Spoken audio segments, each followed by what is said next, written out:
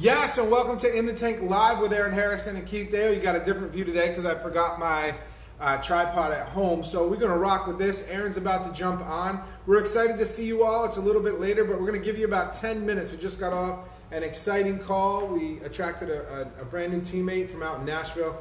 She's an amazing person. I can't wait to introduce her to you guys.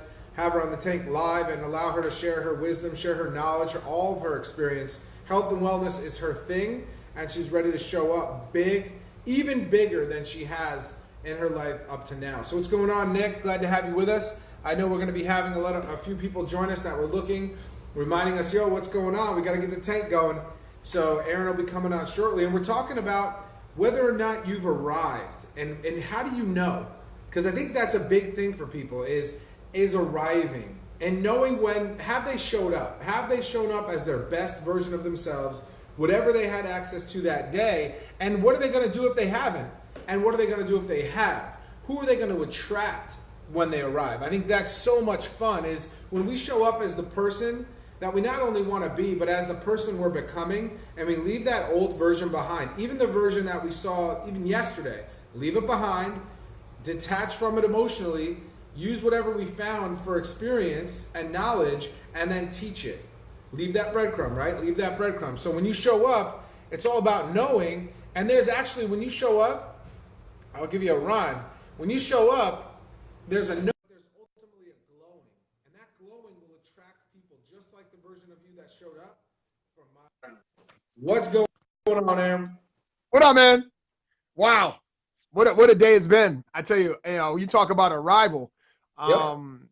All these things are showing up at my doorstep. And I just want to ask a question out there, because I know a lot of people may be feeling a little bit of, a little bit of uncertainty, right? We just got back from an amazing event, right? We got all fired up. We got all pumped up. We started seeing a vision of what's possible for our families.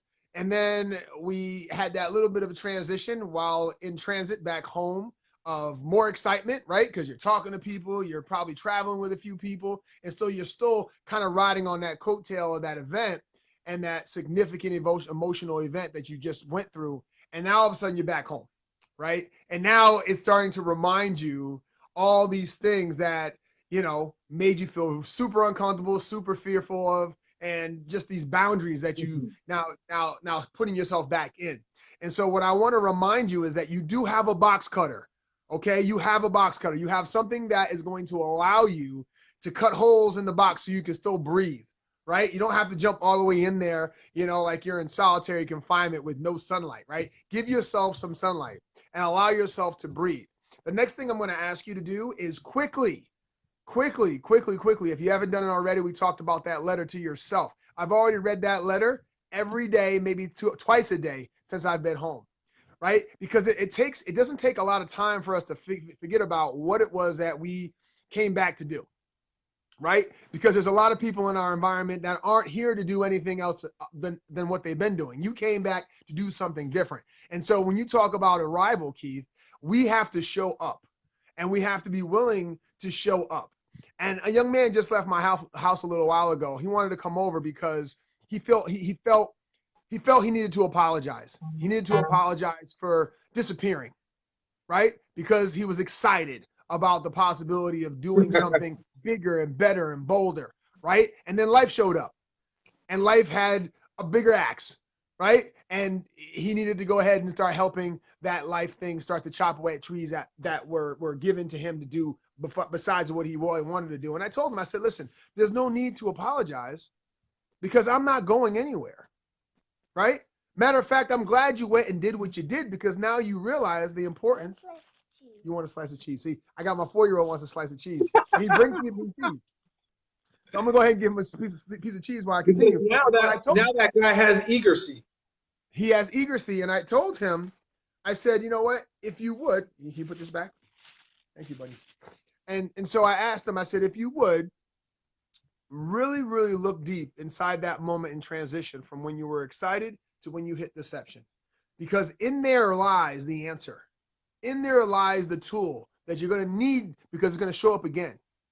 And you must arrive. You must show up to becoming the person that you desire to be well after that idea and that feeling of your hope and possibility of being is gone. right? And being around those people are going to remind you really quickly how important it is that you keep moving.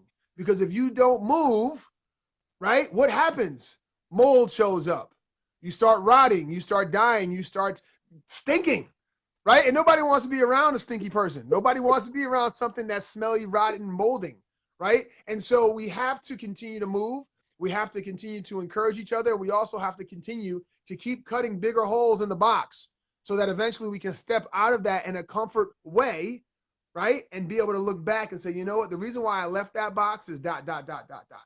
And I know that you want to suck me back in. I get that, right? Because there's some people inside that box that are comfortable inside that box, but you're different, right? You're showing up differently. You want more inside your life. And that's what I'm doing, Keith, is I'm helping people to realize that just going through uncertainty is not going to kill you.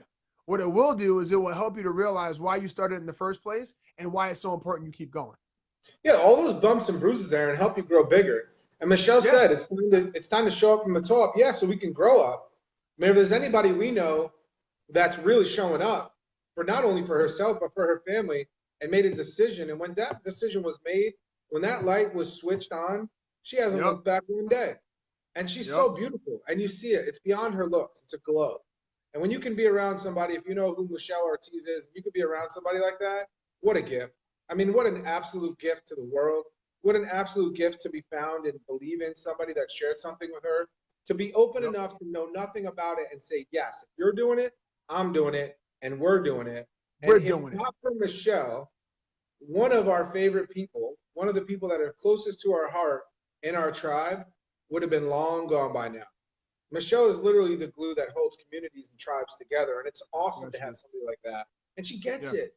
There's so many people on here that get it, like Christine and Nick and Billy. I mean, they're dropping dimes one after another after another.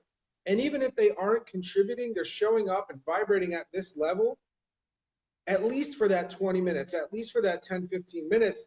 And it literally, all this is, what you feel when you're in front of us, what you feel when we're speaking, all that is you tuning to the right station. Just like when you get in your car, every time you get in your car and you turn and that song comes on, that you can feel like that all day long. Aaron and I get turned up like that all day long. And when the static hits, we're like, oh no, we don't have the static.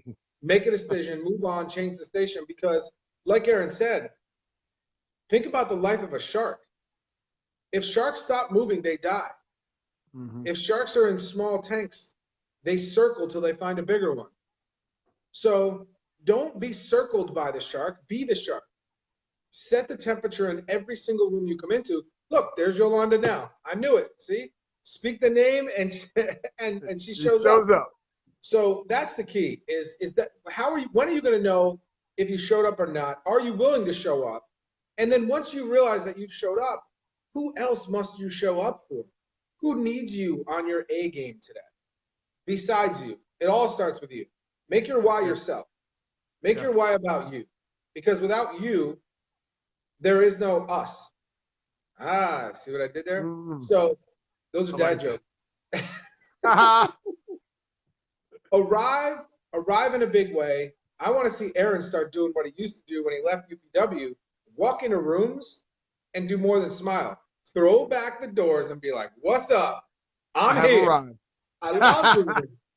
Yeah. You know, and it's exciting because I think that's the fulfillment that we must feel every day. Right? I mean, that's the part of life is being able to walk into a room, change the state and say, yep, I know you guys been waiting for me. I'm here.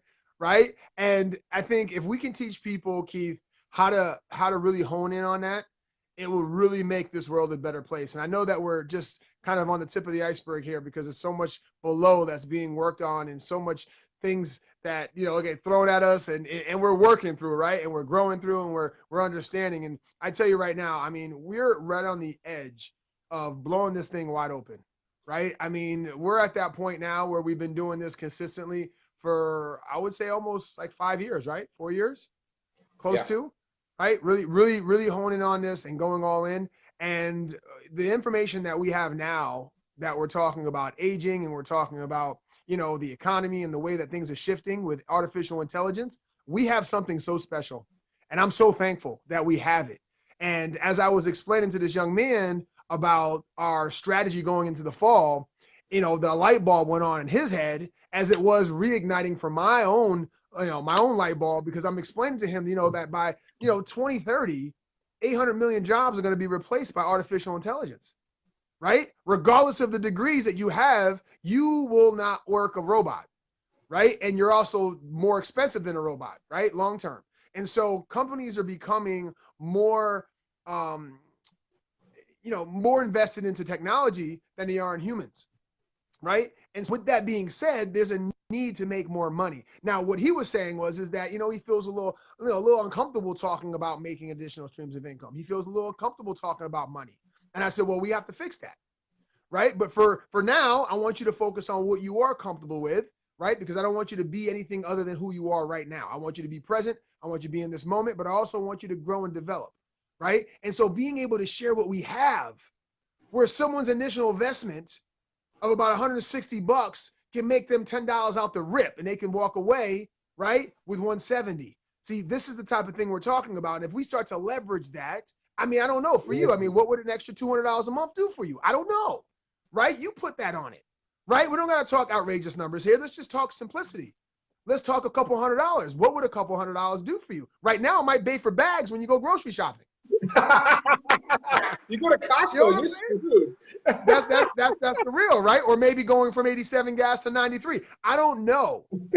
But here's the simple thing, right? Is that we have found a way, Keith, and it excites me. And as I dive deeper and deeper into the Forever University, I'm starting to understand this subculture of what's happening with aging in the U economy, and how we need to get back to simplicity and helping people realize that having a sophisticated side hustle is probably the most important decision you need to make.